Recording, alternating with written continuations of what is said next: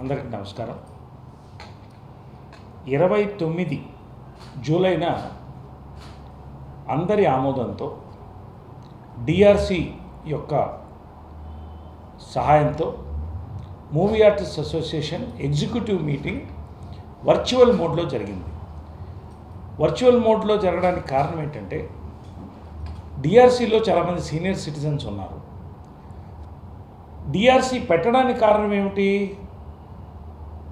ఒక ఫ్యాక్షన్ ఏర్పడింది కాబట్టి అందరూ కలిసి పనిచేయడానికి మాని ముందుకు తీసుకెళ్ళడానికి డిఆర్సి అనేటువంటి హై పవర్ కమిటీని ఎగ్జిక్యూటివ్ ఆమోదం తెలిపి డిఆర్సి కమిటీని రాటిఫై చేసి పవర్స్ ఇచ్చిన తర్వాత డిఆర్సి కమిటీ అంటే డిసిప్లినరీ అండ్ రికన్సిలియేషన్ కమిటీ. ఈ యొక్క కమిటీ యొక్క సహకారంతో మా ప్రశాంతంగా చక్కగా జరగాలన్న ఉద్దేశంతో మెగాస్టార్ చిరంజీవి గారు కృష్ణరాజు గారిని చైర్మన్గా అడిగి రిక్వెస్ట్ చేసి తీసుకొని మేమందరం మురళీమోహన్ గారు, శ్రీ మోహన్ బాబు గారు, జయసూద గారు ఇటువంటి సీనియర్స్ని కూడా దీంట్లో తీసుకొని ఒక కమిటీని ఫామ్ చేయడం జరిగింది. ఇటీవలే ఇద్దరు కోఆప్షన్ మెంబర్స్ని కూడా చైర్మన్ గారు మరింత పని చురుగ్గా జరగడానికి కృష్ణరాజు గారు, పెద్దలు శ్రీ గిరిబాబు గారు, పెద్దలు శ్రీ శివకృష్ణ గారిని కూడా దీంట్లో ఇంక్లూడ్ చేయడం జరిగింది. ఈ యొక్క కమిటీ యొక్క పరిశీలనలో 29th ఆగస్ట్ వర్చువల్ మోడ్లో అందరి ఆమోదంతో ఒక ఎగ్జిక్యూటివ్ జరిగింది. ఇవన్నీ మీకు మేము ఇంతకుముందు చెప్పలేదు కాబట్టి ఇప్పుడు నేను జనరల్ సెక్రటరీ గారు మీకు చెప్తున్నాం. ఈ కమిటీలో ప్రధానంగా అందరు ఆఫీస్ బేరర్స్ పార్టిసిపేట్ చేశారు దాదాపుగా. అంతేకాకుండా కొంతమంది ఎగ్జిక్యూటివ్ కమిటీ మెంబర్స్ కూడా పార్టిసిపేట్ చేశారు. వీళ్ళందరూ ఉండగా సాయంకాలం కొన్ని నిర్ణయాలు తీసుకోవడం జరిగింది. అవి ఏమిటంటే, ఒకటి, అకౌంట్స్ ఎగ్జిక్యూటివ్ కమిటీ యునానిమస్గా ఆమోదించింది. 2, ఈ ఎన్నికలు ఎప్పుడు అనేటువంటి నిర్ణయం వచ్చినప్పుడు స్పష్టంగా సుప్రీంకోర్టు కానీ, హైకోర్ట్స్ కానీ, చెన్నై హైకోర్టు కానీ, కల్కటా హైకోర్ట్స్ కానీ, కొన్ని హైకోర్ట్స్ ఎలక్షన్ నిర్వహిస్తే మర్డర్ ఛార్జెస్ మేము ఎలక్షన్ నిర్వహించిన వాళ్ళ మీద పెడతామనేటువంటి ఒక వార్నింగ్ ఇవ్వడంతో అన్ని ఎలక్షన్స్ కోవిడ్ టైంలో జరగడానికి లేదు, 50 మంది కంటే అసెంబ్లీ ఎక్కడ జరగడానికి లేదు అన్నటువంటి పరిస్థితిలో, 3వ కోవిడ్ వేవ్ వచ్చేటువంటి పరిస్థితిలో ఎన్నికలకి పర్మిషన్స్ లేని పరిస్థితిలో ఎన్నికలు ఇప్పుడే కావాలని కొంతమంది అడిగినప్పుడు మేము దానికి సిద్ధంగా ఉన్నాం. ఎన్నికలు ఏ రోజుకైనా సిద్ధంగా ఉన్నాం. కానీ డిఆర్సి ముందు పెడుతున్నాము. ఎన్నికలు మేము అందరం కలిసి జనరల్ బాడీ జరగనున్న జనరల్ బాడీ ఏ డేట్ అది? ఆగస్ట్ 22 జరగనున్న జనరల్ బాడీలో దాని మీద చర్చించుకొని కోవిడ్ యొక్క పరిస్థితి పట్టి ఎన్నికల నిర్ణయం తీసుకుంటాం అని అందరి ఆమోదంతో ఆ రోజు ఎగ్జిక్యూటివ్ పూర్తి అవ్వడం జరిగింది. ఇది ఇంత డిస్టర్బ్డ్ టైంలో, ఒక కోవిడ్ టైంలో, ఒక డిస్టర్బెన్సెస్ కొన్ని ఉన్న టైంలో కూడా అందరినీ కలిపి డిఆర్సి ఒక అద్భుతమైనటువంటి కార్యక్రమాన్ని తీసుకొని మా ఎగ్జిక్యూటివ్ కానీ ఈ యొక్క కార్యక్రమాన్ని నిర్వహించడం జరిగింది. జనరల్ బాడీని కూడా వర్చువల్గానే పెట్టవలసిన పరిస్థితి, ఎందుకంటే మెంబర్స్ లైఫ్ రిస్క్ చేయడానికి లేదు. ఒకటి, చట్టబద్ధంగా 50 మంది కంటే అసెంబ్లీ లేని యొక్క పరిస్థితిలో 900 మంది ఉన్నటువంటి ఈ మా జనరల్ బాడీ కూడా వర్చువల్నే జరగాలని నిర్ణయించాం. కోర్టులు కూడా, హైకోర్టులు ఇవన్నీ కూడా వర్చువల్గానే జరుగుతున్నాయి. ఆన్లైన్ క్లాసెస్ పిల్లలు కూడా వర్చువల్గానే జరుగుతున్నాయి. ఇది కోవిడ్ ప్రోటోకాల్ని పాటించి జరుపుతున్నటువంటి యొక్క పరిస్థితి కాబట్టి ఇది మీకు తెలియజేయాలి. ఖచ్చితంగా ఆ రోజున మేము జనరల్ బాడీలో వర్చువల్గా ఎక్కడ జరుగుతున్న అదే పద్ధతిలో ఇక్కడ కూడా మేము వర్చువల్గా ఈ యొక్క మీటింగ్ కండక్ట్ చేసి అందరిని ఆహ్వానించాం. అందరికీ లెటర్స్ పంపించారు జనరల్ సెక్రటరీ గారు. ఈ యొక్క వర్చువల్ జనరల్ బాడీలో నిర్ణయం తీసుకుని ఎలక్షన్స్ని ఆ రోజే అప్పుడున్నటువంటి పరిస్థితి బట్టి చేద్దామని నిర్ణయించాం. ఇది మీకు బేసిక్గా చెప్పడానికి నేను వచ్చాను.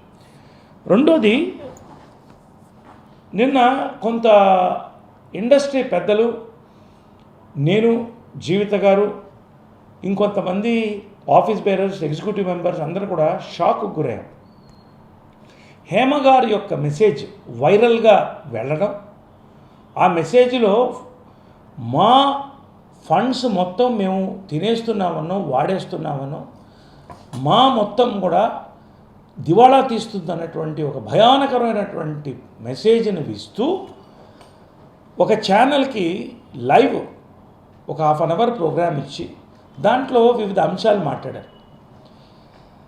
మేము క్లియర్గా స్టాటిస్టిక్స్ జనరల్ సెక్రటరీ గారు చెప్తారు, మాలో ఫండ్స్ ఇవాళ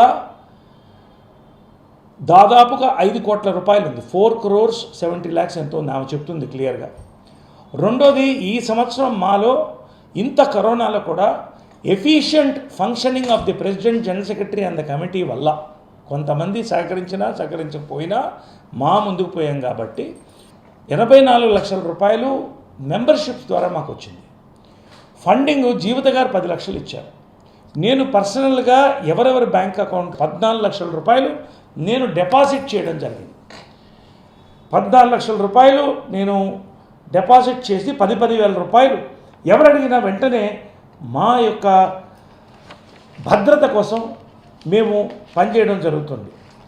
అదేవిధంగా ఆ యొక్క 14 లక్షలు డిపాజిట్ చేసిన తర్వాత జనరల్ సెక్రటరీ గారు, మేము కానీ కొంతమంది ఆఫీస్ బేరర్స్, ఎంతోమంది కరోనా పేషెంట్స్ హాస్పిటల్స్లో ఉండగా బెడ్లు ఇప్పించి వాళ్ళకి ఎంతో మేము మా వంతు సేవ ఏది ఆలోచించకుండా చేయడం జరిగింది.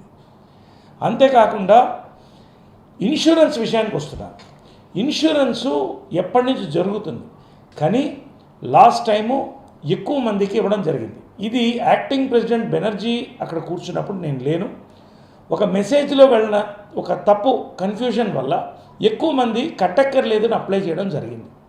అయినా మేము ఆలోచించకుండా మా కోసం, మా యొక్క భవిష్యత్తు కోసం, మెంబర్స్ యొక్క భద్రత కోసం ఆ యొక్క కమిట్మెంట్ని మేము తీసుకొని మేము ₹1,00,00,000 దాకా ఖర్చు పెట్టడం జరిగింది.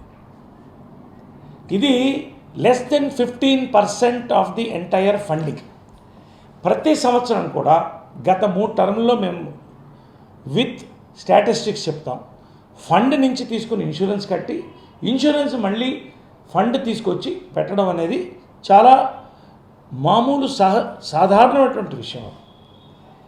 లాస్ట్ టైం కూడా మేము కొంతవరకు చేయడం జరిగింది, కానీ కరోనాలో అన్నమో రామచంద్ర అనే పరిస్థితిలో కళాకారులు మా వాళ్ళు ఉన్నప్పుడు మేము ఫోర్స్ చేయలేకపోయినప్పటికీ ఈసారి మళ్ళీ 150 మంది మెంబర్స్కి మా ఫండ్ వీలైనంత వరకు ముట్టుకోకుండా కృష్ణరాజు గారు ఆయన మనసు చేసి నేను ఒక మంచి సంఖ్యను ఇస్తానని ఆయన, జీవిత గారు నేను డబ్బులు ఇస్తాను ఆమె, నేను పర్సనల్గా 2-3 లక్షలు, నా ఫ్రెండ్స్ జాకీ ష్రాఫ్ గారు, రావు రమేష్ గారు, ఇటువంటి వాళ్ళు మేము సహకరిస్తామని అందరూ ₹1,00,000, 50,000 ఇండస్ట్రియలిస్ట్ వాళ్ళందరూ కూడా వచ్చి ఇచ్చినప్పుడు దానికి ఒక ఫండ్ని మేము తయారు చేసి మా ఫండ్ని వీలైనంత వరకు ముట్టుకోకుండా మా యొక్క శ్రమ, మాకున్నటువంటి మంచి ఇమేజ్తో మాకు వచ్చినటువంటి రెస్పాన్సు, కమిటీ పనిచేసినటువంటి తీరు, దీని యొక్క బలంతో మేము ఫండ్ తెచ్చుకుంటున్నాం.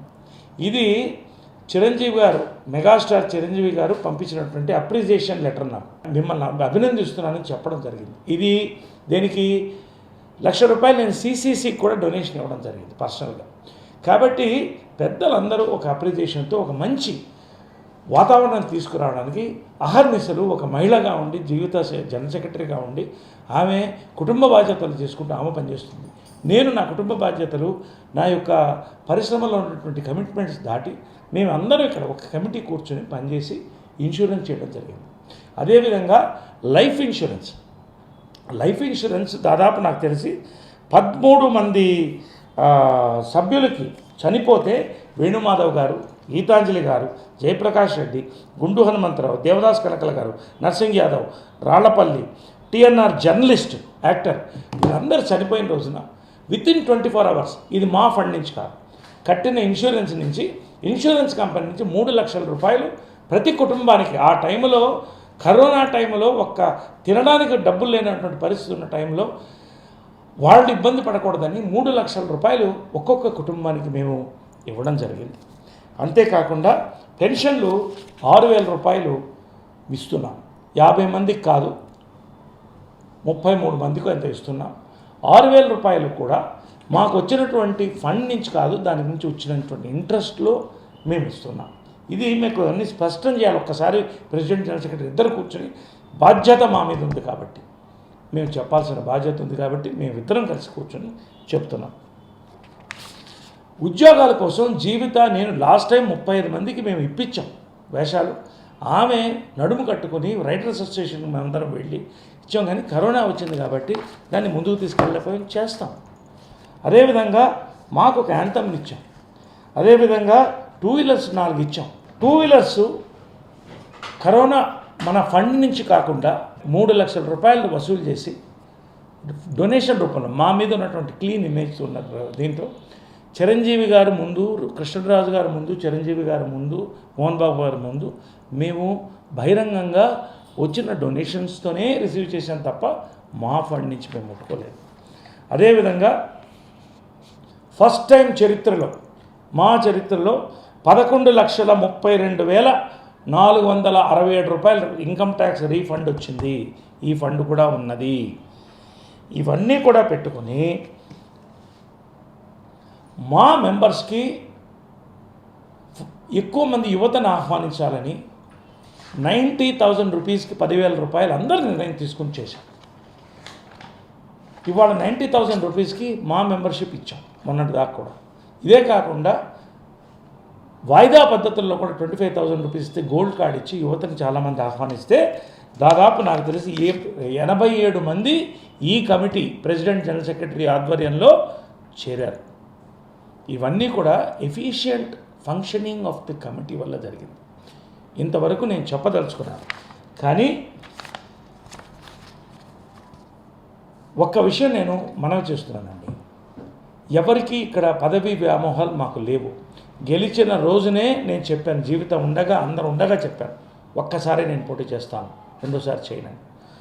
మార్చు ఎలక్షన్స్ సెప్టెంబర్ జరిగేది మార్చికి పెట్టాం. మళ్ళీ సెప్టెంబర్కి ఎందుకు వెళ్ళింది? పరుచూరు గోపాలకృష్ణ గారు చెప్పిన దానిపైన వెళ్ళింది, జనరల్ బాడీ ఆమోదంతో వెళ్ళింది. ఇప్పుడున్నటువంటి కరోనా పరిస్థితుల్లో ఎలక్షన్ పెడితే మా మీద మర్డర్ ఛార్జెస్ వచ్చే అవకాశం ఉంది. ఎవరు బాధ్యత వహించాలి? దానికి మీరందరూ తప్పించుకుంటారు. నేను బాధ్యత వహించాలి. తర్వాత ఫండ్స్ మిస్ అయ్యిందని ఒక మాట వచ్చింది. ఇది చాలా మనసు కష్టం వేసింది. మేము ఇండస్ట్రీలో పాతుకుపోయినటువంటి కుటుంబాలు 2-3 తరాలుగా మేము మా డబ్బులు, మా అమ్మ 30 లక్షల పైన ఇచ్చింది. నేను ప్రతి నెల 20,000 ఇస్తున్నాను, చిన్నదో పెద్దదో. మొన్న కావాల్సినప్పుడు 15 లక్షలు ఇచ్చాను. 10 లక్షల రూపాయలు వాళ్ళ కష్టాలు, వాళ్ళ సినిమాలు ఉండగా తీసుకొచ్చి వాళ్ళు గిఫ్ట్ ఇచ్చారు, ఈ టర్మ్ బాగా జరగాలని. ఫండ్స్ మేము తిన్నామనడం అనేది ఇది చాలా మాకి డ్యామేజింగ్ మా రెప్యుటేషన్కి, ప్రెసిడెంట్ ఆఫీస్కి చాలా డ్యామేజింగ్ వెరీ డ్యామేజింగ్ మాట ఇది. ఎందుకంటే నేను ఒక్కడిని సంతకం చేస్తే 10,000 రూపాయలు మాత్రమే వస్తుంది.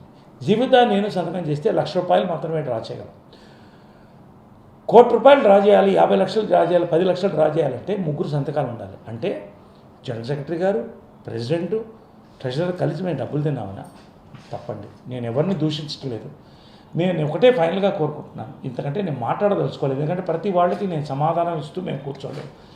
కరోనా టైంలో అర్ధరాత్రులు కూడా వెళ్ళి హాస్పిటల్, కవిత వాళ్ళ హస్బెండ్ చచ్చిపోతే పిల్లలకి వెళ్ళి హాస్పిటల్లో కూర్చుండు.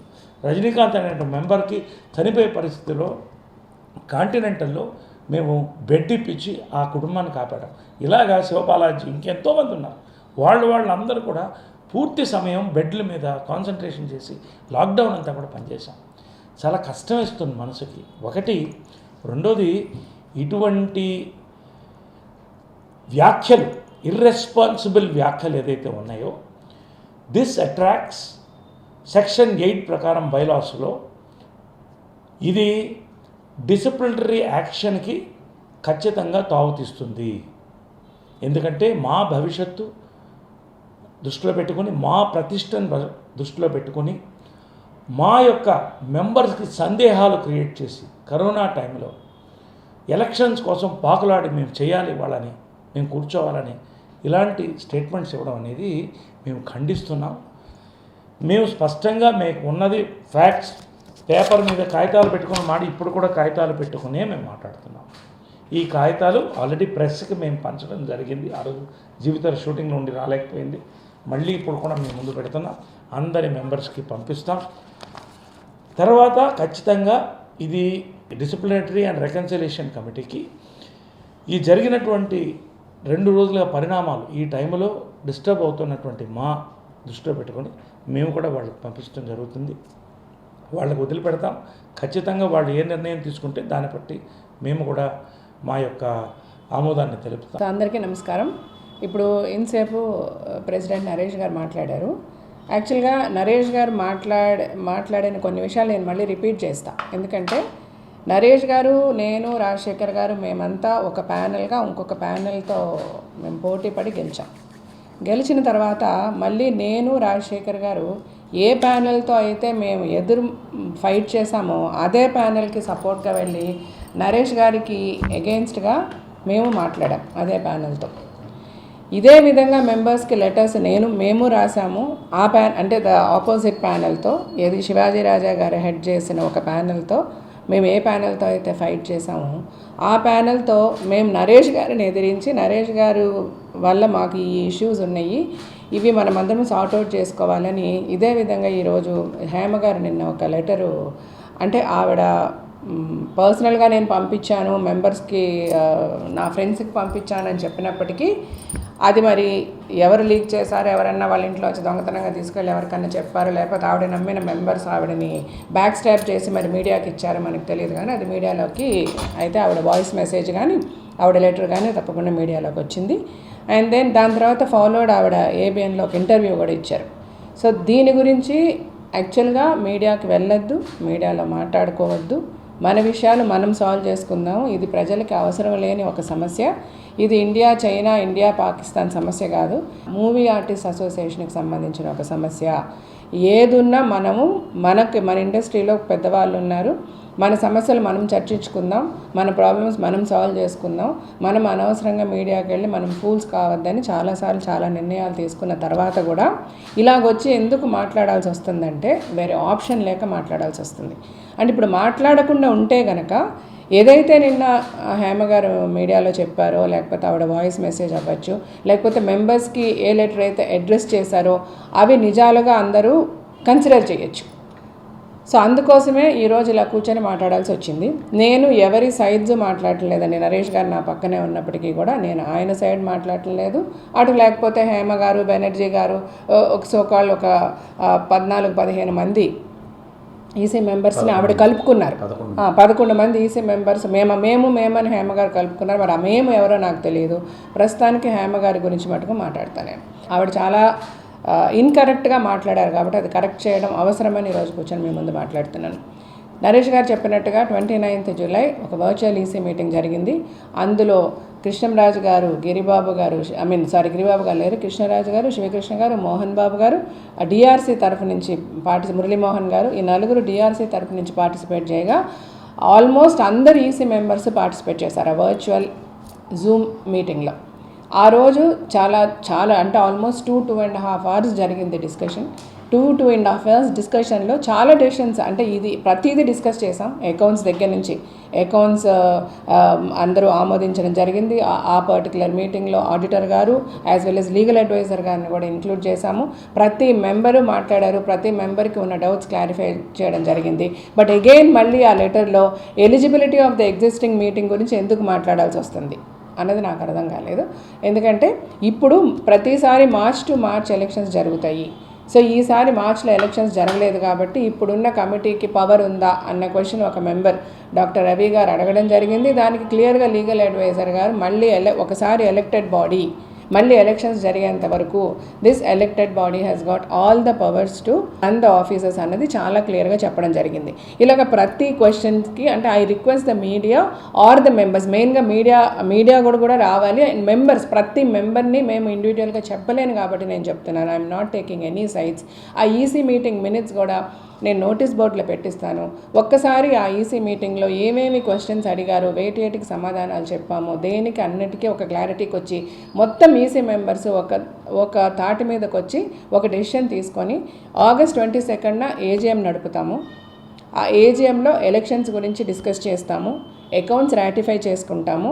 ఎలక్షన్ డిస్కషన్ అంటే డిసైడింగ్ ద డేట్ ఆఫ్ ఎలక్షనే, అంతే కదా. ఏ రోజు ఎలక్షన్ పెట్టుకోవాలన్నది ఈరోజు ఈసీ మీటింగ్లో డేట్ ఫిక్స్ చేసేయాలి. అంటే ఫస్ట్ జనరల్ బాడీ మీటింగ్లో ప్రతిసారి మార్చికి జరిగే ఎలక్షన్స్ ఇక నుంచి సెప్టెంబర్లో జరిగితే బాగుంటుంది అని పరుచూరి గోపాలకృష్ణ గారు ఒక సజెషన్ చేశారు. అప్పుడు the total executive committee members అందరూ కూడా అటెండ్ చేశారు. జనరల్ బాడీలో చాలా ఫస్ట్ జనరల్ బాడీ అంటే మేము విన్ అయిన తర్వాత ఫస్ట్ జనరల్ బాడీలో, మా కమిటీ విన్ అయిన తర్వాత ఫస్ట్ జనరల్ బాడీలో ఎప్పుడైతే పరుచూరి గోపాలకృష్ణ గారు సజెస్ట్ చేశారో దానికి కూడా ఒక రీజన్ చెప్పారు ఆయన. మనం మార్చిలో కనుక ఎలక్షన్స్ పెట్టి మనం గెలిచిపోతే మనకి జూన్లో మనము జనరల్ బాడీ పెడతాము. అప్పుడు మనకి ముందు వర్క్ చేసిన కమిటీ పెట్టిన ఖర్చుల్ని, అకౌంట్స్ని మనము రాటిఫికేషను, మనం ఎక్స్ప్లెనేషన్ ఇవ్వాల్సిన అవసరం వస్తుంది. That is leading to lot of confusions. కాబట్టి సెప్టెంబర్కి ఎలక్షన్స్ కనుక జరుపుకుంటే ఏ కమిటీ అయితే ఫంక్షన్ చేసిందో 2 years ఆ కమిటీ జనరల్ బాడీలో క్లియర్గా ఉన్న అకౌంట్స్ అన్నీ రాటిఫై చేసి వాళ్ళకి ఇవ్వాల్సిన సమాధానాలన్నీ ఇచ్చి వాళ్ళు ఎలాగ వర్క్ చేశారో ఆ టర్మ్లో ప్రతిదానికి ఏజీఎంలో ప్రతి మెంబర్కి సమాధానం చెప్పి వాళ్ళు ఎగ్జిట్ అయితే కొత్త కమిటీ వచ్చినప్పుడు కొత్తగా ఫ్రెష్గా వర్క్ చేయడానికి బాగుంటుంది అని ఆయన ఇచ్చిన సజెషన్ని టోటల్ కమిటీ మెంబర్స్ మొత్తం ఈసీ మెంబర్స్ అందరూ as well as the general బాడీలో ఆ రోజు అటెండ్ అయిన ప్రతి మెంబరు యాక్సెప్ట్ చేసి ఇలాగ వెళ్దాము అని అనుకున్నారు.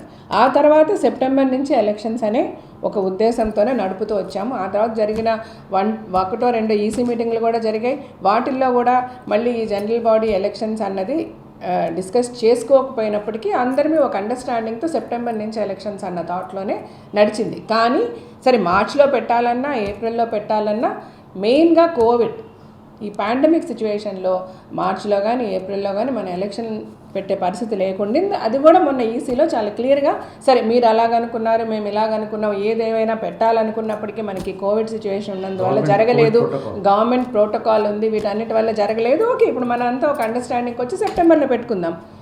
As per the first general బాడీలో తీసుకున్న నిర్ణయం ప్రకారం సెప్టెంబర్ 2nd సండే ఎలక్షన్స్ పెట్టుకుందాం అన్న థాట్ ఉంది. అది అలా ఉంచుకుందాం. కానీ ఇప్పుడు ఈరోజు ఈసీ మీటింగ్లో డేట్ ఫైనలైజ్ చేయాలి అని కొంతమంది మెంబర్స్ అడిగినప్పుడు మన డిఆర్సీ చైర్మన్గా కృష్ణరాజు గారు అవ్వచ్చు, మోహన్ బాబు గారు అవ్వచ్చు, అందరం కలిసి ఏమన్నారంటే ఇప్పుడు మనము డేట్ అన్నది అనౌన్స్ చేయకుండా మనము ఇది ఏజీఎంలో పెట్టుకుందాము.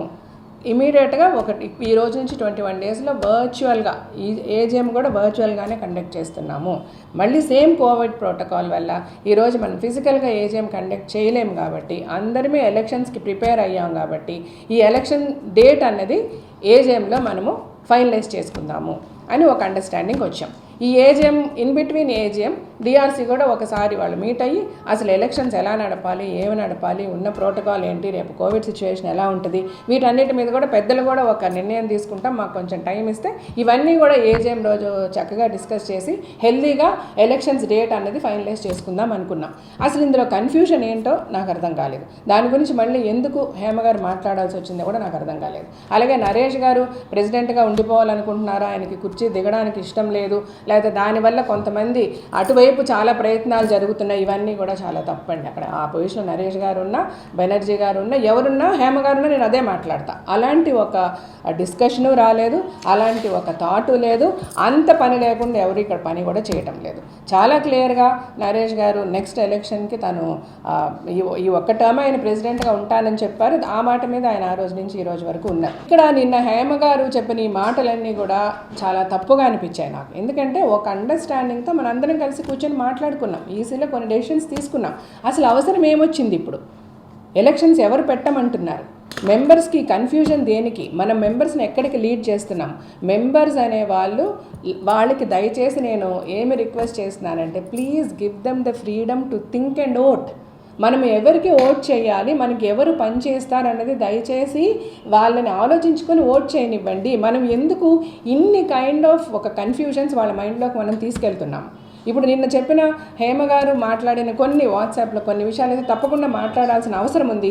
ఎందుకంటే ఫండ్ అంతా తీసేసి ఖర్చు పెట్టేస్తున్నారు.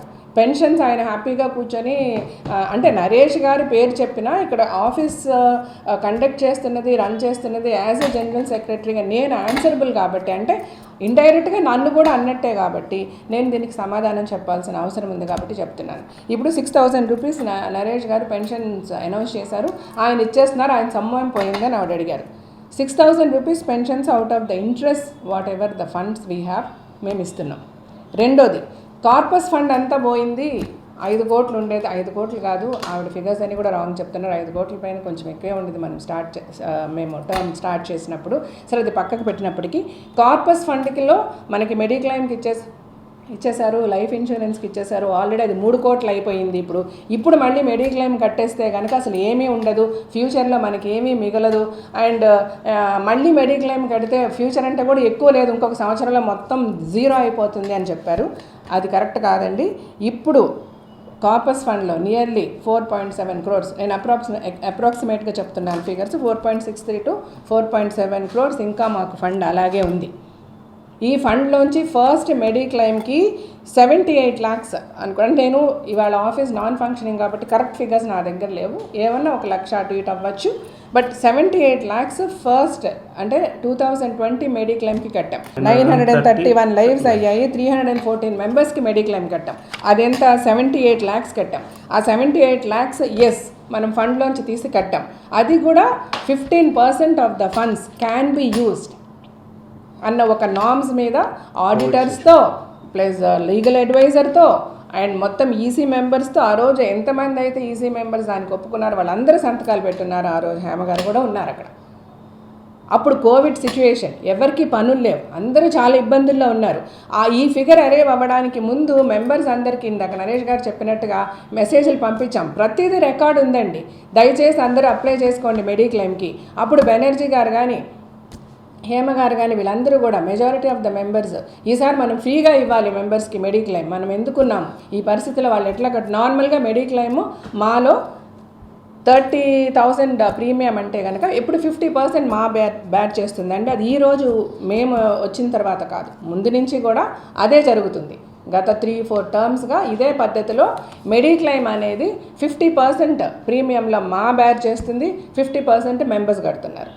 ఈసారి లాస్ట్ టైం జరిగినప్పుడు ఎక్కువ మందికి కట్టాల్సి వచ్చింది, ఎందుకంటే అందరు మెంబర్స్ యునానిమస్గా చాలా మంచిగా ఓపెన్గా బెనర్జీ అనే దగ్గర నుంచి అందరూ కూడా మీరు ఏంటి ఇంత కట్టాలని కూడా మెన్షన్ చేయకండి మెసేజ్లో, సో మళ్ళీ భయపడిపోయి చాలామంది అప్లై చేసుకోరు, లెట్ దమ్ అప్లై, మనందరం కష్టపడదాం, మనందరం డబ్బులు తెద్దాం, మనందరం ఏమన్నా తక్కువైతే చేద్దాం, but let us all unitedly give health insurance to maximum number of members అని చెప్పి అన్నందువల్లనే అంతమంది 314 మెంబర్స్ అప్లై చేసుకోవడం జరిగింది. వాళ్ళకి 78 lakhs పే చేయడం జరిగింది. అది చేసే ముందు కూడా ప్రతి మెంబర్తో గంటల తరబడి డిస్కషన్ చేయడం జరిగింది. హేమ గారు అన్నారు, ఇంక్లూడింగ్ ఈసీ మెంబర్స్ ఈసారి కట్టలేమండి డబ్బులు అన్నారు, అందరినీ కన్సిడర్ చేయమన్నారు. ఫైన్, ఎంతవరకు వీలైతే అంతవరకు ఫ్రీగా చేయండి అన్నారు. చేద్దాం, మన వల్ల చేతనైంది మనం చేద్దామని అందరం కలిసి అనుకొని ఆ 78 lakhs కట్టడం జరిగింది. ఆ 78 lakhsతో పాటు ఎస్బీఐ లైఫ్ ఇన్సూరెన్స్ కట్టడం జరిగింది. లైఫ్ ఇన్సూరెన్స్ కూడా సమ్వేర్ అరౌండ్ 28 lakhs కట్టాం. ఆ లైఫ్ ఇన్సూరెన్స్లో దగ్గర 13-14 మందికి ఫ్యామిలీకి 3 లక్షల చొప్పున ఇచ్చాం. అంటే మనం కట్టిన దానికి కంటే ఇంకా ఎక్కువే మెంబర్స్ బెనిఫిట్ పొందారు. నేను ఒక సింపుల్ క్వశ్చన్ అడుగుతున్నానండి హేమ గారిని అందరినీ, మనకి ఫండ్ అనేది అసోసియేషన్లో ఎందుకుంది? మెంబర్స్ చచ్చిపోతుంటే ఫండ్ని ముట్టుకోమేము అని మెంబర్స్ని చచ్చిపోనిస్తామా? మెంబర్స్కే కదండి ఉపయోగపడింది ఈ 78 lakhs మనం కట్టినా లాస్ట్ టైము, లేకపోతే 28 lakhs ఎల్ఐసి మనం ఎస్బీఐ కట్టినా అది మెంబర్సే కదా బెనిఫిట్ అయ్యారు. ఏమన్నా మా ఇంట్లో నేను వెళ్ళి ఒక పెళ్లి చేసుకున్నానా, లేకపోతే నరేష్ గారు వెళ్ళి పార్టీలు పెట్టుకున్నారా, ఇంకొకటి చేసామా? అసలు ఏదైనా సరే మనందరిమీ for the benefit of for the members అని కదా మనం పనిచేస్తున్నాము. మెంబర్స్కే కదా మంచి జరిగింది. ఇప్పుడు కూడా హేమ గారు అన్నట్టుగా 3 కోట్లే ఉన్నాయి, అక్కడ 3 కోట్లు ఖర్చు పెట్టేశారు, ఇదంతా బుల్షిట్ అండి.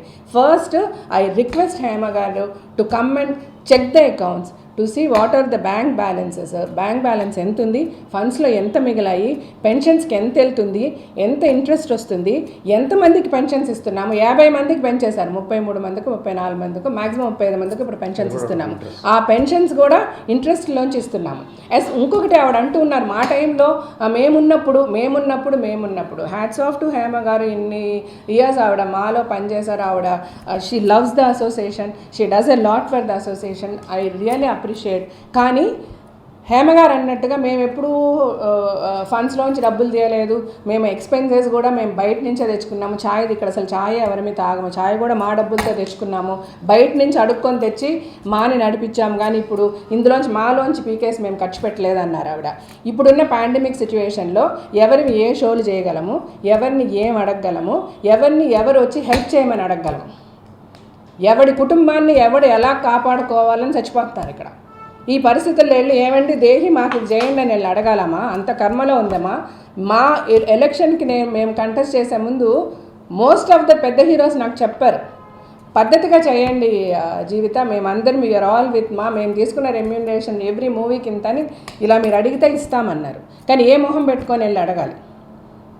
ఆవిడ అన్నారు, హేమ గారు అన్నారు, నరేష్ గారు ఏమండి పాండమిక్ ఉంది కదా, ఈ సిచ్యువేషన్ మేము ఎలా డబ్బులు అడుగుతామని అన్నారు.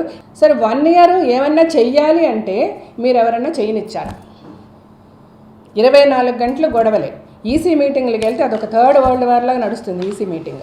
24 అవర్స్. లాస్ట్ టైం ఏం జరిగింది, ఆ ముందేం జరిగింది? నేను ఈరోజు నరేష్ గారిని కూడా పక్కన పెట్టుకొని మాట్లాడుతున్నాను. ఈ గొడవలు తప్ప నేను రాజశేఖర్ గారు వచ్చి ఏం అడిగాం? సరే ఎందుకండి ఆ ఫారెన్ ఇన్సిడెంట్నే మీరు పెట్టుకొని మళ్ళీ దెబ్బలాడుకుంటారు.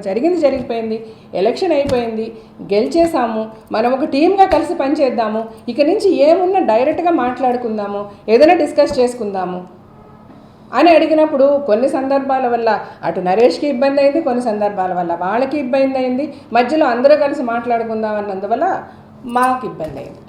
ఈసారి మెడిక్లెయిమ్ కడితే ఉన్న డబ్బులు కూడా అయిపోతాయి. ఇవన్నీ ఫస్ట్ చాలా రాంగ్ క్యాల్కులేషన్స్. నేను మీకు చెప్పాల్సింది ఏంటంటే, లాస్ట్ టైం మెడిక్లెయిమ్ 78 lakhs కడితే 96 lakhs మెంబర్స్ వాడుకున్నారండి. Are we not happy? 1,00,000 రూపాయలు పెట్టి మెంబర్షిప్ తీసుకొని ఒక మా అసోసియేషన్లో ఒక మెంబర్కి ఉపయోగపడిందండి. అది దేనికి? వాళ్ళ జీవితాలు, వాళ్ళ లైఫ్స్ కాపాడుకోవడానికి డ్యూరింగ్ కోవిడ్ పీరియడ్ ఆ డబ్బు ఉపయోగపడింది. అంతకంటే మనం ఫండ్ రైజ్ చేసాం, మేము కష్టపడి ఫండ్ రైజ్ చేసాం. మరి రాళ్ళు మోసి రాళ్ళు కొట్టి బండలు కొట్టి కష్టపడి ఫండ్ రైజ్ చేశారు. దేనికోసం చేశారు? మెంబర్స్ వెల్ఫేర్ గురించి చేసాం. ఇప్పుడు ఆ మెంబర్స్ వెల్ఫేర్కే కదా అది ఉపయోగపడింది. దాని గురించి మనం ఎందుకు అంత బాధపడుతున్నాము, దాని గురించి ఎందుకు అట్లాగా రాంగ్గా ఒక ట్రాక్ తీసుకెళ్ళి చెప్పదలుచుకుంటున్నాం అనేది నాకు అర్థం కావట్లేదు. సో అలాగే ఎస్బీఐ లైఫ్ ఇన్సూరెన్స్ 16 మంది మెంబర్స్ చనిపోతే ఫ్యామిలీకి 3 లక్షల చొప్పున 48 lakhs వరకు కవర్ అయిందండి. ప్రతి ఫ్యామిలీకి 3 లక్షల చొప్పున ఇచ్చాం. మనం కట్టింది ఎంత అండి ఎస్బీఐ లైఫ్ ఇన్సూరెన్స్కి?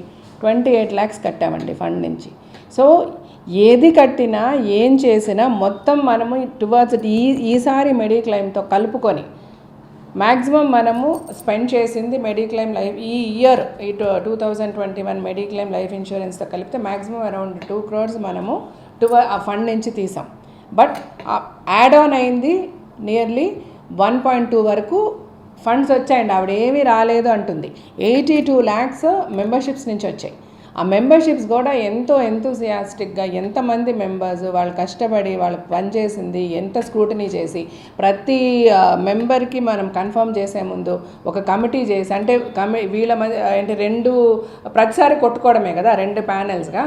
సో మధ్యలో నేనుండి ఒక గ్రూప్ ఒకటి క్రియేట్ చేసి ప్రతిదీ ఆ గ్రూప్లో పెడుతూ మేము అంత వర్క్ చేసి ఇంతమంది మెంబర్స్ని తీసుకొని నియర్లీ 82 lakhs మేము మెంబర్షిప్స్ దగ్గర నుంచి వచ్చింది.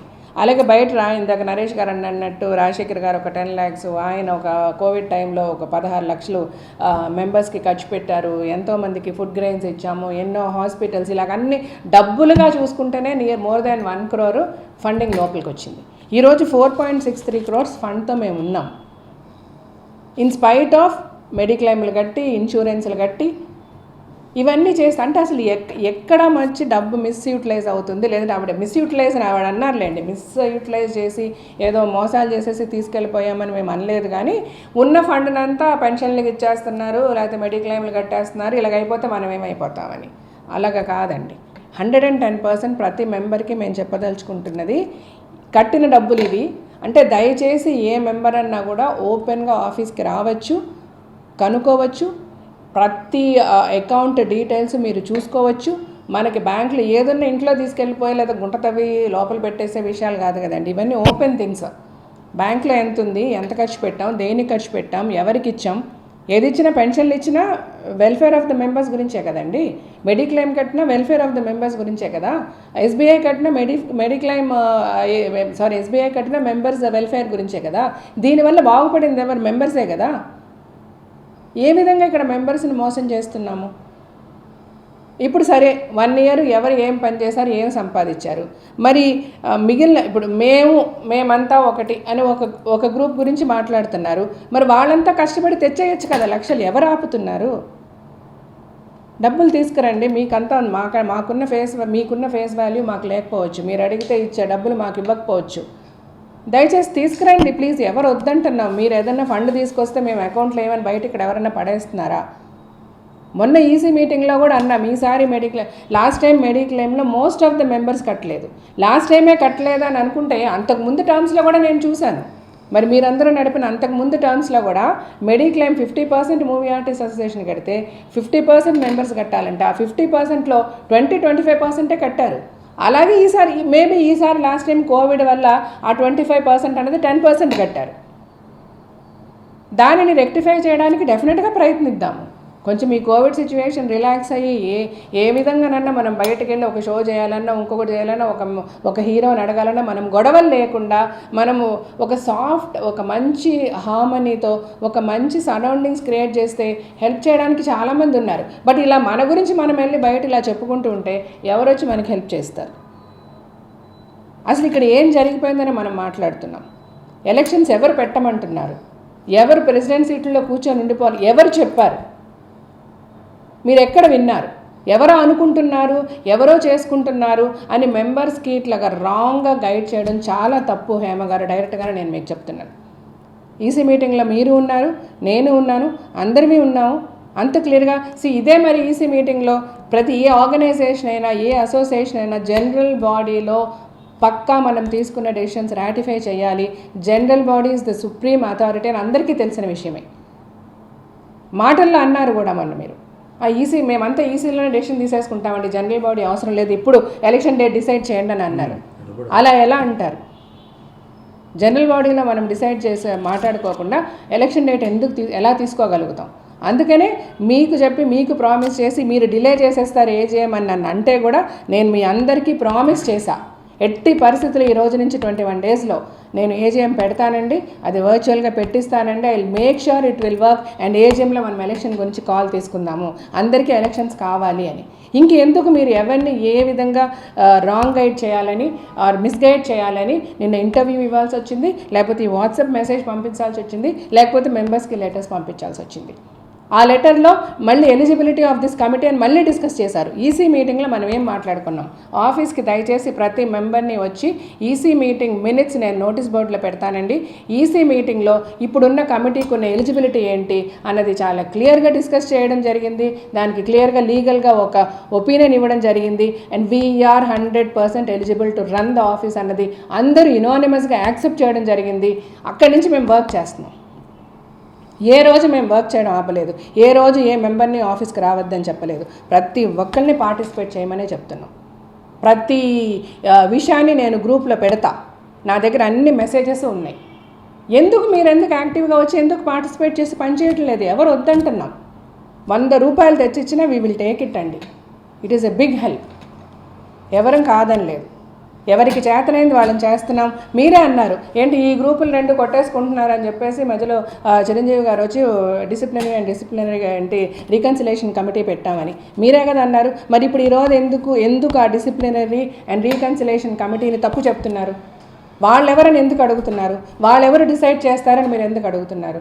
ఇది మీరు అందరూ కలిసి మేమే చిరంజీవి గారు అని మాట్లాడి పెట్టారు, మా అందరి మధ్య ఒక హార్మనీ క్రియేట్ చేయడానికి అని మీరే ఈరోజు ఎందుకు ఆ డిఆర్సీ పనిచేయటం లేదు? మేము ఆ రోజు నుంచి ఆ మాట కట్టుబడే డిఆర్సీనే ప్రతిదీ అడుగుతున్నాం, ప్రతి విషయం వాళ్ళ కన్సర్న్ తీసుకుంటున్నాం. ఒక ఈసీ మీటింగ్ అవ్వచ్చు, ఒక ఏజీఎం అవ్వచ్చు, ఒక ఎలక్షన్ అవ్వచ్చు. ఎందుకంటే ఇండస్ట్రీలో పెద్దవాళ్ళు అని అంటే లెక్క పెట్టుకోవచ్చు. ఆ పెద్దవాళ్ళతో ఆధ్వర్యంలో వాళ్ళని అడిగి వాళ్ళు చేస్తామని మీరే చెప్పారు. మీరే చెప్పి అదే డిఆర్సీ డిసైడ్ చేశారు. అదే డిఆర్సీ 40 days నరేష్ గారు లీవ్లో వెళ్తే బెనర్జీ గారు ప్రెసిడెంట్గా ఉంటారు టెంపరీ అన్నారు. మరి అదే డిఆర్సీ అవన్నీ మీరు యాక్సెప్ట్ చేశారు కదా. ఇప్పుడు ఎందుకు డిఆర్సీ కాదు అంటున్నారు? దీనికి ఎలాగ రిప్లై చెప్పరు? ఇది నేను అంతా దయచేసి మెంబర్స్కి చెప్తున్నానండి, ఎందుకంటే ఆ లెటర్లో ఉంది అవన్నీ. మీరు ఆ లెటర్ రేపు చదువుతారు కదా, దానికి ఒక క్లారిఫికేషన్ కావాలి కదా. సో ఇప్పుడు కూడా ఏమంటున్నాం, డిఆర్సీ కాదు, supreme authority is AGM. General బాడీలోనే డిఆర్సీ పెద్ద మనుషులు కూడా ఉంటారు. ఎలాగ నడిపించాలి ఎలక్షన్స్, కోవిడ్ ప్రోటోకాల్ ఫాలో చేస్తే ఏం చేయాలి, ఎప్పుడు చేయాలి. ఎందుకంటే మనం కొట్టుకుంటున్నామని మీరే అంటున్నారు కాబట్టి పెద్దవాళ్ళని తీసుకొచ్చామని మీరే అంటున్నారు. ఆ పెద్దవాళ్ళు సజెషన్స్ ఇవ్వడానికి, ఎలక్షన్స్ వద్దని చెప్పడానికి కాదు. మీటింగ్లు ఎలక్షన్స్ వద్దని ఎవరూ చెప్పలేదు.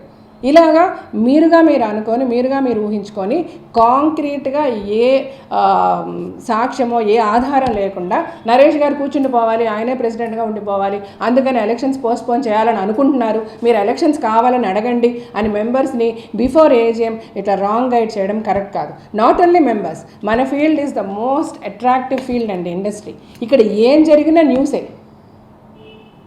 మనల్ని మనం ఎక్కడ పెట్టుకుంటున్నాం ప్రజల్లో, what are we trying to tell the people.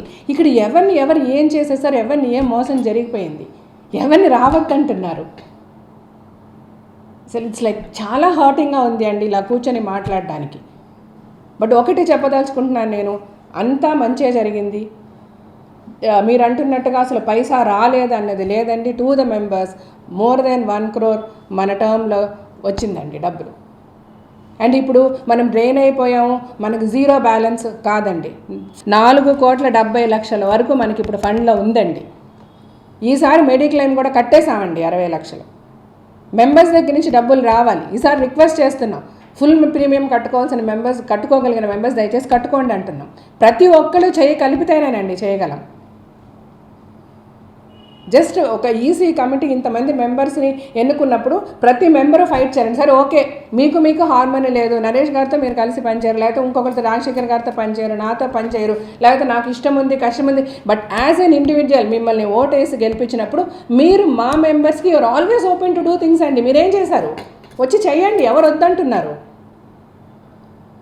ఎందుకు మెంబర్స్ని రాంగ్గా గైడ్ చేస్తున్నారు? కూర్చొని డబ్బులు ఖర్చు పెట్టేస్తున్నారని. ఎవ్వరు కూర్చొని డబ్బులు ఖర్చు పెట్టేయడం లేదండి. పెట్టిన ప్రతి పైసా కూడా అరే మేము బిల్డింగ్ కట్టుకోవడానికి ఇదేంటండి ఇట్లా వాడేశారంటే, బిల్డింగ్ ఇంపార్టెంటా, మనిషి చచ్చిపోతుంటే లైఫ్ ఇంపార్టెంటా అండి? బిల్డింగ్ కట్టుకొని తీసుకెళ్ళి సవాలు పెట్టుకోలేం కదా. ఈసారి మనం వాడాము 78 లక్షల్లో వాడాము అంటే జనాల మెంబర్స్ జీవితాలు కాపాడబడ్డాయండి దానివల్ల. వాళ్ళు డబ్బులు కట్టుకోలేకపోయారు, కట్టుకోగలిగితే కట్టుకుంటారు. ఈరోజు ఇంతమంది పెద్ద హీరోలు ఉన్న ఇండస్ట్రీ రేపు అవసరం ఉంది, ప్రాబ్లం ఉంది సార్ అంటే ముందుకొచ్చి సహాయం చేయలేరా? చాలామంది సహాయం చేసే పరిస్థితుల్లో ఉన్నారండి. మనం ఒక ప్రాపర్ వే క్రియేట్ చేయాలి మాలో ఉండి. మనం ఎలక్ట్ అయిన మెంబర్స్ అందరినీ ప్రతిసారి కొట్టుకోవడం అయిపోతుంది. లాస్ట్ టైం అలాగే జరిగింది, అంతకు ముందుసారి అలాగే జరిగింది, మళ్ళీ ఈసారి కూడా నాకు షాక్. ఒక పక్కన ఒక ప్యానెల్, ఒక పక్కన ఒక ప్యానెల్. దీనికి ఒకటి ఇనానిమస్గా డిసైడ్ చేసుకోవాలి. మనందరిమీ ఒకటే, పొద్దున్న లేస్తే ఒకరి మొహాలు ఒకరు చూసుకోవాలి. సరే పోనీ ఇనానిమస్గా వద్దు, మనం ఎలక్షన్ పెట్టుకుందాం. ఓకే, ఎలక్షన్ పెట్టుకుందాము. ఈ పోస్టులు ఉన్నాయి, ఎవరు సేవ చేయగలమని అనుకుంటున్నారో కంటెస్ట్ చేయండి. దీనికి ఎందుకండి ప్యానెల్స్, దీనికి ఎందుకండి వాళ్ళు వీళ్ళకి సపోర్ట్ చేస్తారు, వాళ్ళకి సపోర్ట్ చేస్తారు, ఇవన్నీ అవసరమే లేదండి. మనకి మనం పని చేయగలమంటే మన మీద నమ్మకం ఉంటే మెంబర్ వచ్చి ఓట్ చేస్తాడు. ఆయనకు ఒక ఫ్రీడమ్ ఇవ్వండి, మెంబర్స్కి ఒక ఫ్రీడమ్ ఆఫ్ మైండ్ ఇవ్వండి, వాళ్ళని ఆలోచించుకొని ఇవ్వడానికి. ఇలాగ ఊరికినే రాంగ్గా ఎందుకు మనం వాళ్ళని గైడ్ చేయాలి? వాళ్ళకి ఏమి ఇస్తున్నాము?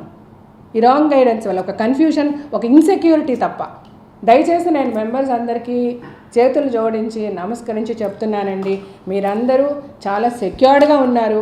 మాలో ఏమి అన్యాయాలు, ఏమి మోసాలు, ఏమి మిస్యూటిలైజేషన్లు జరగడం లేదు. ప్రతి పైసా మెంబర్ వెల్ఫేర్కే ఉపయోగపడింది. ప్రతి పైసా మెంబర్ వెల్ఫేర్కి ఎగ్జిక్యూటివ్ మెంబర్స్ అందరితో ఒక డిస్కషన్ చేసి డిఆర్సీ వచ్చిన తర్వాత డిఆర్సీతో కూడా డిస్కషన్ చేసి, అంటే పెద్దవాళ్ళు ఇండస్ట్రీలో ఉన్న సోకాల్ పెద్దవాళ్ళతో మాట్లాడే ప్రతి పైసా ఖర్చు పెట్టడం జరిగింది. అండ్ ఆ ప్రతి పైసా కూడా మెంబర్ వెల్ఫేర్కే కదా ఉపయోగపడింది. ఏ విధంగా ఒక పార్టీ పెట్టామా, ఒక డిన్నర్ పెట్టామా, ఏ విధంగా మిస్యూటిలైజేషన్ జరిగింది. అంటే నాకు నిజంగా అంటే this is to the public, ప్రజలకు చెప్తున్నాను, వీఆర్ ఎక్స్ట్రీమ్లీ సారీ.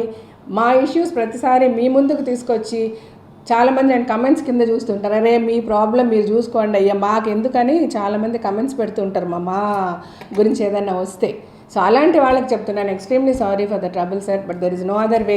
ఇలాగ చెప్తేనే అందరికీ రీచ్ అవుతుంది. ఎందుకంటే ఒక రాంగ్గా ఒక మెసేజ్ వెళ్ళిపోయినప్పుడు ఆ మెసేజ్ని ఏ విధంగా కరెక్ట్ చేయగలమంటే this is the only way I thought. అందుకని I had to come and sit in front of the camera today and వచ్చి మాట్లాడాల్సిన అవసరం వచ్చింది. Apart from this nothing is happening with మా అండ్ మెంబర్స్ అందరికీ కూడా దయచేసి ఎలక్షన్స్ కావాలంటే ఎలక్షన్స్ పెట్టుకుందాం. ఎలక్షన్స్లో మీకు నచ్చిన వాళ్ళకి, మీరు మెచ్చిన వాళ్ళకి అంటే ఈ ఎలక్షన్ అనే కాదు, ఏ ఎలక్షన్ అయినా అంతే. ఒక పబ్లిక్ ఎలక్షన్ అనుకోండి, ప్రజలు ఆలోచించుకోవాలి. ఏ పార్టీ అన్నది కాదు, లేకపోతే ఎవరి గురించి ఎవరు మాట్లాడుతున్నారు అన్నది కాదు, లేకపోతే ఎవరికి గ్లామర్ ఉన్నది అన్నది కాదు, మనకి ఎవరు సహాయం చేయగలరు, మనకి ఎవరు రీచబుల్గా ఉన్నారు, ఎవరు మన గురించి ఆలోచించగలరు, వాళ్ళకి ఓట్ చేయాలి. ఇది సింపుల్ లాజిక్. మా ఎలక్షన్ అన్నా కూడా అంతే.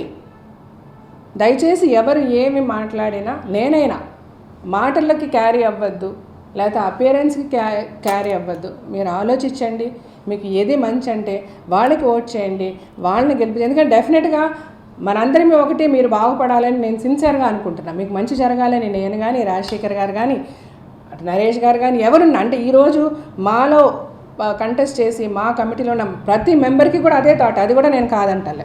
ఈరోజు హేమ గారికి కూడా అదే అభిప్రాయమే. హెల్దీగా మనం ఎలక్షన్కి వెళ్దాము, హెల్దీగా మనకి ఓట్ చేయమని అడుగుదాము. అంతేగాని ఒకరి మీద ఒకరు లేనిపోనివి చెప్పుకొని, లేకపోతే మాలో అదైపోతుంది ఇదైపోతుంది, వాళ్ళు ఉంటే అలా అయిపోతుంది, మేము వస్తే ఇలా అయిపోతుంది, అలాంటి టాపిక్స్ లేకుండా, ఎందుకంటే అలాంటిది జరగట్లేదు కాబట్టి జెన్యున్గా మనం కంటెస్ట్ చేద్దాము. మీరేం మంచి చేయగలరో చెప్పండి. మెంబర్స్ని వాళ్ళకి మీరు కేర్ చూపించండి, వాళ్ళకి కేర్ తీసుకోండి, గెలవండి. అలా చేద్దాం అందరినీ, మేమైనా మీరైనా. Let's follow this healthy way అని చేతులు జోడించి నమస్కరిస్తూ మెంబర్స్కి ఇంకొకసారి మాలో ఏమీ తప్పులు జరగలేదు. Every single rupee is spent in the right way. రేపు మనం ఈ ప్రపంచం మొత్తం ఫేస్ చేస్తుంది కోవిడ్. ఈ కోవిడ్ బారి నుంచి బయటపడిన రోజు మనం ఫండింగ్ ₹1 కాదండి, ₹10 తెచ్చుకోగలం. ఎందుకంటే ప్రతి ఒక్కరు సపోర్ట్ చేయడానికి రెడీగా ఉన్నారు. మన ఇండస్ట్రీలోనే మనం బయటకి, మనది crores of rupees సంపాదించి పెడుతున్న ఒక ఇండస్ట్రీ, అటు గవర్నమెంట్కి కూడా crores of rupees ట్యాక్సెస్గా ఇస్తున్న ఒక ఇండస్ట్రీ. ఎవరో దగ్గర చేతులు చాచాల్సిన అవసరమే లేదు మనకి. మన ఇండస్ట్రీలో మన వాళ్ళే చాలామంది మనకు సహాయం చేయడానికి రెడీగా ఉన్నారు. So in the best possible way మాని మనము చాలా పెద్ద లెవెల్కి తీసుకెళ్ళగలము, అన్నెసెసరీ పాలిటిక్స్ని పక్కన పెడితే. సో వన్స్ అగైన్ మెంబర్స్కి ఎవ్రీథింగ్ ఈజ్ ఫైన్. ప్రతి ఒక్కరూ ఏ క్షణం అనుకుంటే ఆ క్షణం, మన ఆఫీస్ మార్నింగ్ 9:30 నుంచి ఈవినింగ్ 6-6:30 వరకు ఉంటారు. ఎప్పుడన్నా ఎవరన్నా రండి, ఇట్స్ యువర్ బేసిక్ రైట్. ఇక్కడ ఏం జరుగుతుందో చూడండి, చూసి ఒక నిర్ణయం తీసుకోండి. ఒక కళాకారుడు, చిన్న పెద్ద చాలామంది పేదలు ₹1,00,000 ఇచ్చి మెంబర్షిప్ చేసినప్పుడు వాళ్ళకి భద్రత కావాలి, ఉద్యోగ విషయంలో కానీ, అదేవిధంగా ఆరోగ్యపరంగా కానీ, ఒక మెంబర్ చనిపోతే కానీ. కాబట్టి మెంబర్స్ యొక్క welfare is the foremost of every organisation. Members చనిపోయిన తర్వాత ఒక భవనం కట్టుకోవాలి, దాంట్లో అందరు ఫోటోలు పెట్టుకుంటాము. ఒకటే అడుగుతున్నాను, ఖచ్చితంగా భవనం అవుతుంది, అది పెద్ద సమస్య కాదు, ఇందాక జ్యోతి గారు చెప్పినట్టు. కాబట్టి కోవిడ్లో మ్యాక్సిమం చేస్తున్నాం, దయచేసి అర్థం చేసుకోండి. రెండోది, డిఆర్సీ కమిటీ స్పష్టంగా ఒక పీస్ కమిటీ లాగా అరేంజ్ చేసి రాటిఫై చేసి చిరంజీవి గారు, కృష్ణగన్ రాజు గారిని చైర్మన్గా పెట్టి, చిరంజీవి గారు, మోహన్ బాబు గారు, మురళీమోహన్ గారు, జయసు గారిని పెట్టాం, రాటిఫై చేసాం మనమే ఎగ్జిక్యూటివ్లో. మరి అదే కమిటీని ఇవాళ సందేహిస్తుంటే అది చాలా పెద్ద క్రైమ్ అని నేను అనుకుంటున్నా. మనం ఏర్పాటు చేసుకున్న పెద్దల కమిటీ, పైగా రాజశేఖర్ యొక్క, నా మిత్రుడు ఎగ్జిక్యూటివ్ వైస్ ప్రెసిడెంట్ రాజశేఖర్ యొక్క రిజిగ్నేషన్ ఆమోదించి మళ్ళీ అందరూ యునానిమస్గా మన ఎగ్జిక్యూటివ్లు అడిగితే మనం మళ్ళీ డిఆర్సీకి మనమే చెప్పుకున్నాం ఆయన తీసుకురండి మళ్ళీ అని. కాబట్టి మనమే దాన్ని రాటిఫై చేసి మనమే వద్దని ఇవన్నిటికీ కన్ఫ్యూషన్కి పక్కన పెట్టండి. DRC is supreme. ఏదైతే హైకోర్టు సుప్రీంకోర్టు ఉంటుందో ఇట్స్ ఎ సుప్రీం. అండ్ మా committee, the president, general secretary and the members of the executive shall run we have all the powers till the elections. ఖచ్చితంగా పవర్స్ని మిస్యూటిలైజ్ చేయకుండా జరుపుతాం. మరొక్కసారి మేము వాడు నొక్కి వక్కాణిస్తున్నాం. Last ఎందుకంటే అనవసరంగా పెద్దవాళ్ళ పేరు తీస్తున్నారండి. ఈమె హేమ గారు ఒక మాట మాట్లాడింది, చిరంజీవి కళ్యాణ లక్ష్మి పథకం మేము పెడతామంటే ఆయన సంతోషపడి చిరంజీవి పేరుతో పెడుతున్నారు, 2 లక్షలు ఇస్తానని చెప్పారండి. అది ఎప్పుడు జరగలేదండి. జరిగింది ఏంటంటే శివాజీ రాజా పీరియడ్లో చిరంజీవి ఈ యొక్క పథకం కళ్యాణ లక్ష్మి పథకం శ్రీకాంత్ పేరులో ఒక పథకం, అప్పుడు ఆయన ఆఫీస్ బేరర్గా ఉన్నాడు, మా అమ్మ పేరుతో విజయనుల గారి పేరుతో పెన్షన్ పథకం ఇలా పెడితే నేను చిరంజీవి గారికి అందరికీ ఎక్స్ప్లెయిన్ చేశాను, ఇది ఒకళ్ళ పేరు పెడితే ఇంకొక ఇష్యూ వస్తుంది, రేపు శ్రీకాంత్ పేరు పెడితే రాజేంద్ర ప్రసాద్ అడుగుతారు, ఇంకోళ్ళు వస్తుంది, పేర్లు పెట్టొద్దు, మనం ఎవరు ఇస్తే వాళ్ళని సంతోషంగా వాళ్ళని అనౌన్స్ చేస్తాం అని చెప్పి అందరి పేర్లు తీసేయడం జరిగిందండి. నేను హేమ గారికి ఒకటే చెప్తున్నాను, దయచేసి పెద్దవాళ్ళ పేర్లు దీంట్లో లాక్కండి, అనవసరంగా దీంట్లో లాగొద్దు. ఎవరు మిమ్మల్ని చిరంజీవి గారి పేరు పెట్టమని ఆయన అడగలేదు. ఇవన్నీ అనవసరంగా మా యొక్క ప్రతిష్టని భంగపరిచే పరిస్థితిలో ఉంది. డైరీ 8.5 లక్షల రూపాయలు అయ్యే డైరీని సేమ్ క్వాలిటీతో 4.5 లక్షల రూపాయలతో శివబాలాజీ వీళ్ళతో కమిటీ వేస్తే వాళ్ళు కూర్చుని అర్ధరాత్రులు పనిచేసి జీవిత గారు వీళ్ళు ఈ డైరీని సేమ్ క్వాలిటీతో తీసుకొచ్చాం. ఆ డబ్బులు ఎక్కడ పోయాయి? మరి ఇవన్నీ మేము సేవ్ చేయలేదా? 11 లక్షల రూపాయలు వెనక్కి రాలేదా? 87 లక్షలు మెంబర్షిప్లో వాటిలో రాలేదా? ₹1 కోటి ఫండ్ వచ్చింది కదా, తప్పండి. లాస్ట్ నేను ఒకటే కోరుతున్నాను, ఇందాక జీవిత గారు చెప్పినట్టు మా ఎలక్షనే కాదు, మీరు ఇప్పుడు ప్రెసిడెంట్ అండ్ సెక్రటరీగా మాట్లాడుతున్నాం, ఒక ఫ్రెండ్లీ కంటెస్ట్, ఒకవేళ కంటెస్ట్ ఉన్నా ఫ్రెండ్లీ కంటెస్ట్గా ప్రశాంతంగా ఒకరినొకరు దూషించుకోకుండా వెళ్ళాలి. రెండోది, మీరు అబ్జర్వ్ చేయండి, మీరు ఇప్పుడు ఓటేశారు, గెలిపించారు, ఈ కమిటీ ఎంత చేయాలో అంత చేశారు, ప్రూఫ్ ఉంది. మీరు మళ్ళీ ఎలక్షన్ వచ్చినా ఓటేసేటప్పుడు సరదాగా ఫ్రెండ్లీగా ఓటు మాత్రం ఫ్రెండ్లీగా వేయద్దు, ఆలోచించండి. మా భవిష్యత్తు మీ భవిష్యత్తు కొరకు ఆలోచించి రెస్పాన్సిబుల్ పీపుల్కి ఓటేయండి. ఎవరైనా కానివ్వండి, హేమ గారైనా కానివ్వండి, రెస్పాన్సిబుల్ పీపుల్, కలుపుకుపోయే పీపుల్, పనిచేసే పీపుల్కి ఓటేయండి అని నేను ప్రెసిడెంట్ జనరల్ సెక్రటరీ ఇద్దరిని కూడా మిమ్మల్ని, ఎందుకంటే పబ్లిక్ దీంట్లో అబ్జర్వ్ చేస్తున్నారు కాబట్టి ప్రతి వాళ్ళకి కూడా మేము వినిపిస్తాం. నేను నరేష్ గారు ఇద్దరం చెప్పినట్టుగా ఈ డిఆర్సీని ఈసీ మెంబర్స్, ఈసీ కమిటీ మొత్తం అందరం కలిసి పెట్టుకొని వాళ్ళ ద్వారా, వాళ్ళ ఇన్స్ట్రక్షన్స్ ద్వారా మనం ఫాలో చేద్దామని చెప్పిన తర్వాత దీంట్లో లీగాల్ అంటే కొంతమంది మెంబర్స్ మాట్లాడుతున్నారు, ఇదో లీగాలిటీ లేదు, లేకపోతే అది లేదు, ఇది లేదు. సో ఇప్పుడు మనం అంతా లీగాలిటీ ప్రకారం కోర్టుల దగ్గర నుంచి ఆర్డర్స్ తెచ్చుకొని అయితే పని చేయమండి. ఇది ఈ ఇండస్ట్రీ, ఫిల్మ్ ఇండస్ట్రీ మొత్తం కలిపి, అటు ప్రొడ్యూసర్స్, డైరెక్టర్స్, రైటర్స్, ఎవరన్నా సరే ఈ 24 ఫెడరేషన్స్ అందరం కలిపి ప్రతిసారి ప్రతి చిన్న విషయానికి కోర్టుకు వెళ్ళి లీగాలిటీస్ ఉన్నాయని ఎవరం పనిచేయం కదా. ఇది ఏదైనా మంచి చెడు, మనకి ఏది మంచి జరుగుద్ది, మరి ఎవరికంటే పని లేకుండా వచ్చి కూర్చున్నారు ఈ పెద్దవాళ్ళందరూ ఇక్కడ మనతో కూర్చొని మాట్లాడడానికి. ఏదైనా మన మెంబర్స్కి మంచి జరగడం గురించి అని వాళ్ళు వచ్చారు, మనము అదే మర్యాదను మెయింటైన్ చేస్తూ మనం రన్ చేస్తున్నాము. ఇందులో లీగాలిటీ ఇష్యూస్ అని కొంతమంది మాట్లాడడం కూడా కరెక్ట్ కాదు. ఇలాంటివన్నీ కూడా రాంగ్ ఐడియాస్ని మీరు మెంబర్స్లోకి తీసుకెళ్ళి వాళ్ళల్లో ఒక భయాన్ని, ఒక ఇన్సెక్యూర్, పాపము ఈ మెంబర్స్ అంతా ఎవరండి, బాగున్న వాళ్ళకి ఇట్స్ నథింగ్.